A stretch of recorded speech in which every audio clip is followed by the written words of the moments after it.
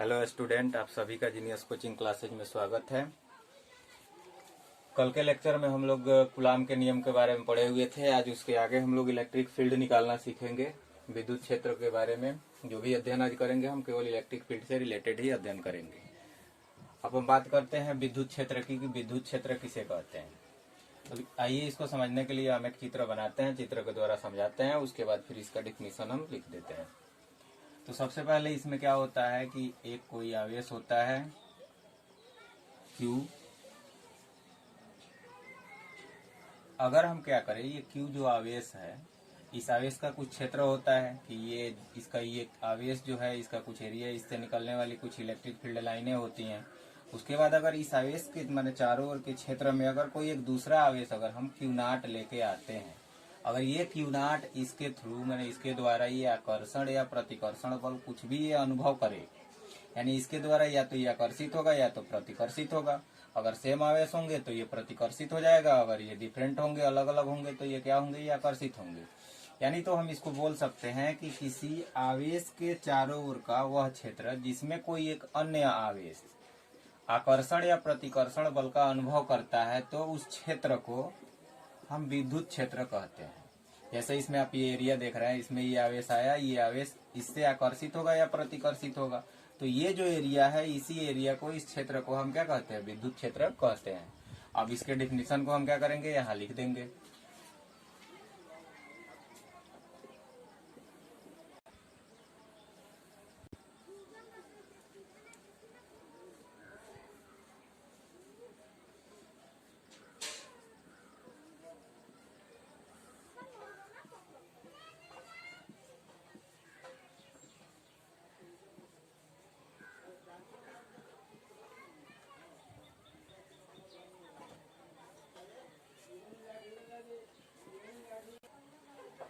तो देखते हैं, चलिए इसके बने विद्युत क्षेत्र का डिफिनीशन क्या होता है। यानी किसी आवेश के चारों ओर का वह क्षेत्र जिसमें कोई अन्य आवेश, तो हमने क्या बताया था कि इसमें ये कोई एक आवेश है, इसका ये एरिया हो गया, इसमें कोई एक अन्य अगर आवेश हम Q0 लेते हैं, ये दूसरा आवेश हो गया, ये आवेश इस आवेश के कारण एक बल का अनुभव करेगा, या तो ये आकर्षण बल अनुभव करेगा या तो प्रतिकर्षण बल। ठीक, तो हम क्या बोल रहे हैं कि किसी आवेश के चारों ओर का वह क्षेत्र जिसमें कोई अन्य आवेश आकर्षण या प्रतिकर्षण बल का अनुभव करता है, तो उस क्षेत्र को हम विद्युत क्षेत्र कहते हैं। अब बात करते हैं कि विद्युत क्षेत्र जो होता है इसका सिंबल क्या होता है। तो आपका जो विद्युत क्षेत्र होता है इसका जो संकेत होता है वेक्टर ई होता है, क्योंकि जो विद्युत क्षेत्र होता है सदिश राशि होता है, यानी इसका संकेत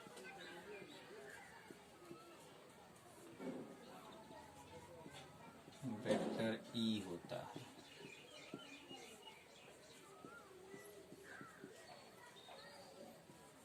यह एक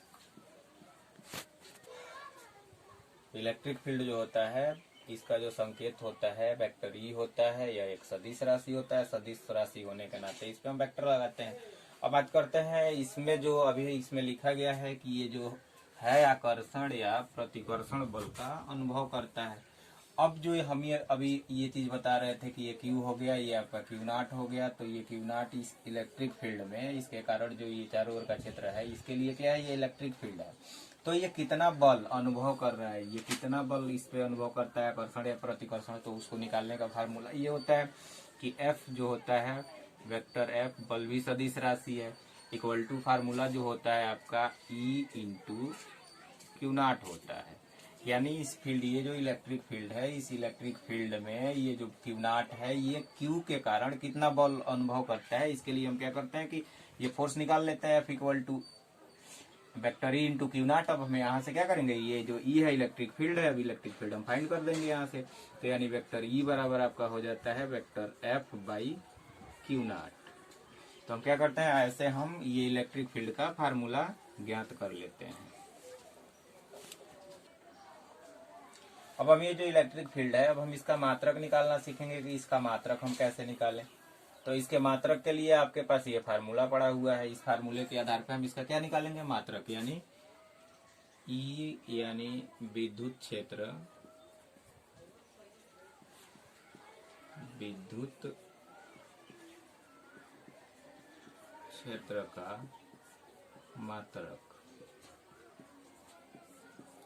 इसके लिए हम इलेक्ट्रिक फील्ड का फार्मूला लिख लेंगे, यानी E इक्वल टू F/। अभी जो इलेक्ट्रिक फील्ड का मात्रक निकालने के लिए हम इसके फार्मूले को हम यहाँ लिख दिए हुए हैं। अब यहाँ E इक्वल टू F/Q0 हो गया। अब यहाँ F यानी बल का मात्रक होता है न्यूटन,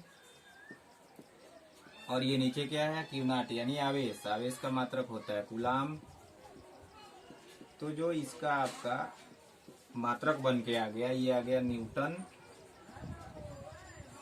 प्रति कूलाम, यानी आपका जो विद्युत क्षेत्र है उसका मात्रक जो होता है न्यूटन प्रति कूलाम होता है। अब हम बात करेंगे इसके विमीय सूत्र की, कि इसका विमीय सूत्र हम कहाँ से निकालें। तो इसके विमीय सूत्र के लिए यहाँ पे जो आपका इलेक्ट्रिक फील्ड है, इलेक्ट्रिक फील्ड E का विमीय सूत्र,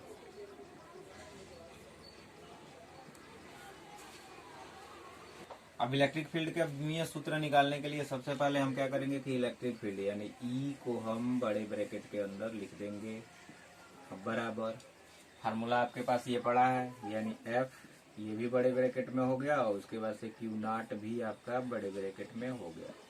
अब उसके लिए क्या करेंगे कि इनके मात्रकों को लिखेंगे। तो जो इनका मात्रक हम लिखते हैं इसमें अब MKS में लिखते हैं, यानी F यानी हो गया आपका बल। तो MKS में लिखने के लिए हमने आपको पहले लेक्चर में इसके बारे में बताया हुआ था कि कैसे हम इसका विमीय सूत्र निकालते हैं। पहले या दूसरे लेक्चर में था विमीय सूत्र निकालना, उसमें हमने बल का विमीय सूत्र निकाला हुआ था। तो जो बल होता है, यानी यहाँ से हम सिखाए हुए थे कि F इक्वल टू M आपका फार्मूला होता है। अब यहाँ से M को हम कैपिटल M लिख देते हैं, और ये यानी त्वरण हो गया। तो त्वरण का होता है आपका जो मात्रक होता है मीटर प्रति सेकंड स्क्वायर होता है, तो इसको हम लिख देते हैं L/T/2। अब यहाँ से हम क्या करेंगे कि सभी चीजों को अगर इसमें रखें तो आपका ये फार्मूला हो जाता है, यानी F का जो विमीय सूत्र बन के आता है ML/T/2। अब यहाँ से क्या करेंगे कि F का जो विमीय सूत्र यानी बल का जो विमीय सूत्र है यहाँ पे हम रख देंगे। यानी बल का विमीय सूत्र आपका हो गया ML/T/2 और बटे में Q0 यानी आवेश का हमने विमीय सूत्र निकाला हुआ था पिछले वीडियो में। अगर कंफ्यूजन हो तो आप पिछला वीडियो देख लें, वहां से ये दूर हो जाएगा।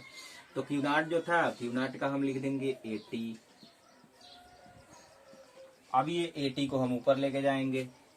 जब ये 80 आपका ऊपर जाएगा तो ये हो जाएगा ML और T पे -2, और ये T पर एक यहाँ पे जब जैसे ऊपर जाएगा तो इस पे माइनस एक और आ जाएगा, तो T पर हो जाएगा -3, और A पर ऊपर जाने के बाद -1।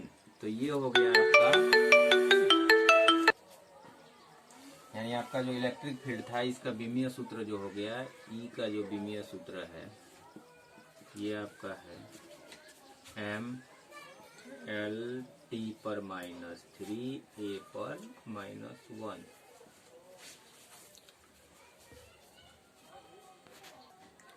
तो हम क्या करते हैं कि इस तरीके से हम विद्युत क्षेत्र का ये डिफिनीशन अभी आपको बता दिया गया है, उसके बाद से वैद्युत इलेक्ट्रिक फील्ड का ये फार्मूला यहाँ पे ड्राइव करा दिया गया है।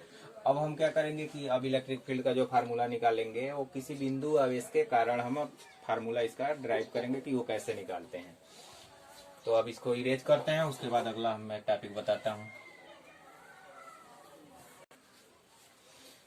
अब जो अगला हेडिंग है किसी बिंदु आवेश के कारण किसी बिंदु P पर वैद्युत क्षेत्र, ये कैसे निकालते हैं अब इसको हम लोग देखते हैं और सीखते हैं। अब इसमें हम क्या करेंगे, सबसे पहले माना लिख लेंगे।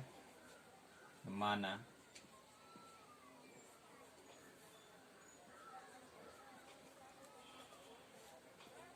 कोई बिंदु आवेश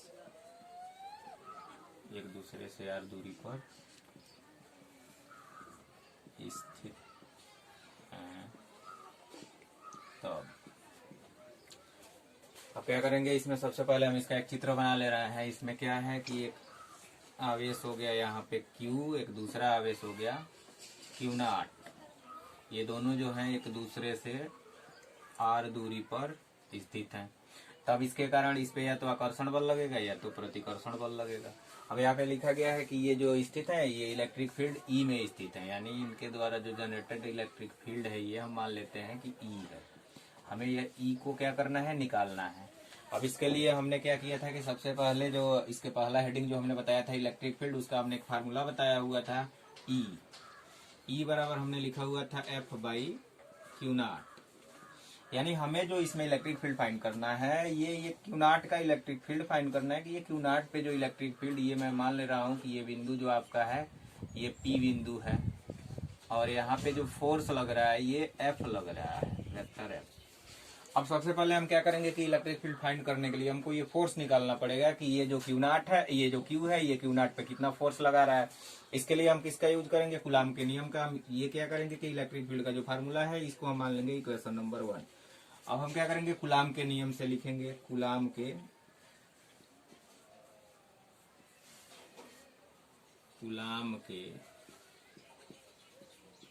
नियम से।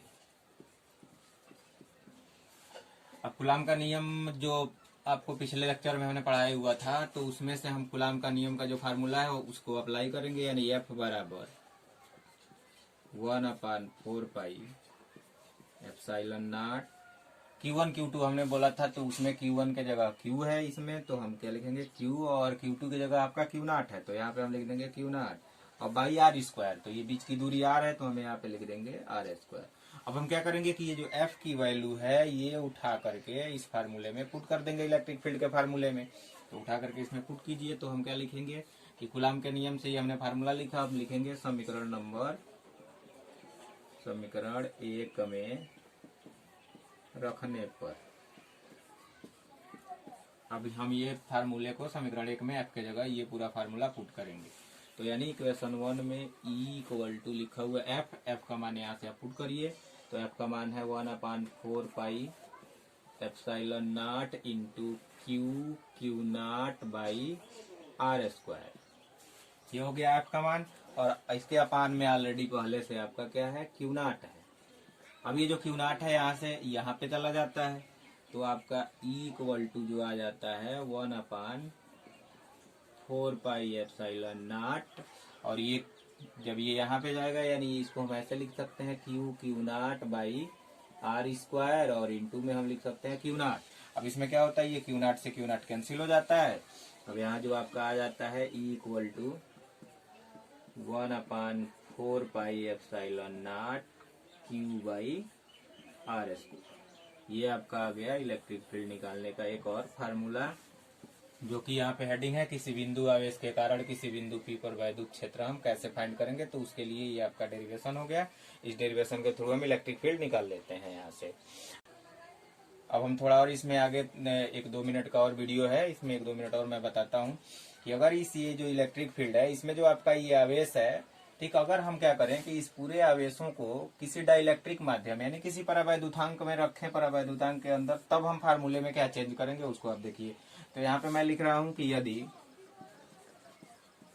आवेश किसी परावैद्युतांक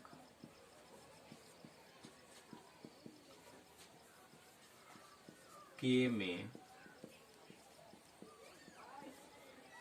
रखा हो तब, तो अब इसके लिए हम देखते हैं कि इलेक्ट्रिक फील्ड का क्या फार्मूला हो जाता है। तो फार्मूला में ये हम कर देते हैं चेंजेज की 1/4 पाई एप्सिलॉन नॉट जहाँ पे लिखा है ना एप्सिलॉन नॉट, इसी के आगे हम क्या करते हैं डिवाइड में इस के को परावैद्युतांक को लिख देते हैं, यानी आपका ई बराबर जो फार्मूला हो जाता है 1/4 पाई एप्सिलॉन नॉट के into Q by R square हो जाता है। अब ये जो फार्मूला है आपको बहुत ध्यान से सीखना होगा, क्योंकि इसी फार्मूले यानी कूलाम का नियम भी अच्छे से आना चाहिए और ये इलेक्ट्रिक फील्ड निकालना भी अच्छे से आना चाहिए। अगर ये आ गया तो आगे के जो डेरिवेशन है वो आपको बहुत अच्छे से समझ में आएगा। अगर ये डेरिवेशन सब नहीं समझ में आते हैं तो 2 से 3 बार वीडियो को देखा कीजिए, ताकि ये सही ढंग से आपको समझ में आ जाए, नहीं तो आगे के टॉपिक और भी मुश्किल होते जाएंगे अगर ये आप अच्छे से नहीं समझेंगे तो। और बाकी जो इलेक्ट्रिक डाइपोल के बारे में हम बात करेंगे, वैद्युत द्विध्रुवों के बारे में बात करेंगे, वो अगले लेक्चर में हम बात करेंगे। अब चूंकि यहाँ पे आप देख रहे होंगे, अभी हमने पहले बताया था कि जो इलेक्ट्रिक फील्ड होता है आपका वो सदिश राशि होता है, तो हम इस पे क्या करते हैं कि वेक्टर लगा देते हैं। ये पूरे पे हम क्या करेंगे, वेक्टर का यूज कर लेंगे। हम इलेक्ट्रिक फील्ड जो निकाल रहे हैं ये सदिश राशि के लिए निकाल रहे हैं, तो इसके ऊपर आप क्या कीजिएगा कि वेक्टर जरूर लगाइएगा।